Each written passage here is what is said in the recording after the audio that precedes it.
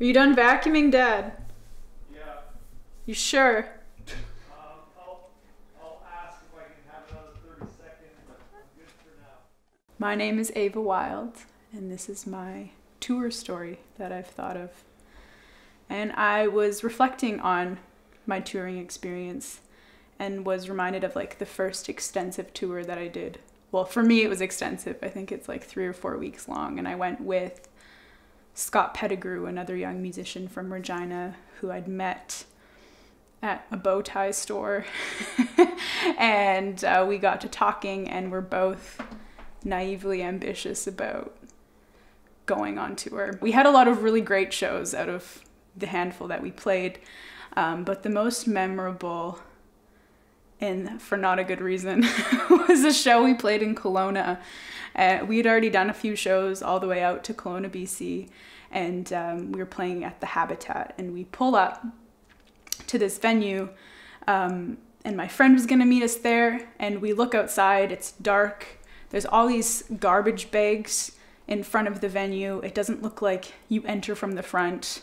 There's these people standing outside in animal costumes, and we park the car, get out, haul our gear in, and inside, it's kind of this clubbish feeling. We go up the stairs to where we're performing. They have DJ speakers. We plug our stuff in, sound check. We had an opening act. Him and his girlfriend were there, super nice people.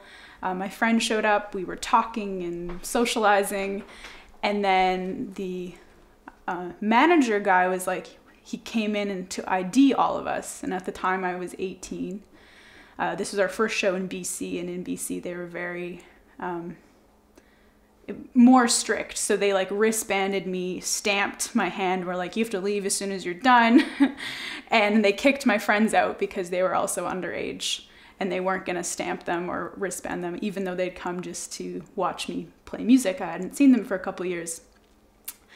And then they didn't charge any cover with anyone, and maybe 4 people showed up, so we basically played to an empty room. And then we finished our little set or whatever, we just ended up having fun because it was just us and the other couple that were there and playing music. And we walk outside the venue, and all these people are still dressed in animal costumes, and they have the like music downstairs, like it could be like almost a rave. And I was like, what is that? And I discovered or learned that they were having a furry convention. I didn't know what furries were. And through telling this story, I've learned what furries are. It's a whole it's an underground thing. It's like this alter ego dressing up and celebrating animalistic behavior. And so there's people in like unicorn and panda costumes and raccoons, and they do less healthy things for the body, I think.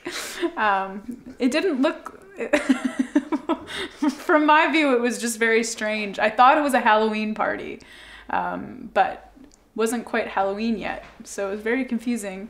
And I did not know what they were. I didn't even know that that was a thing until I had this show where we walked out, and I was just so like confused because everyone's dressed up in animal costumes listening to rave music and drinking and who knows what else. Very strange.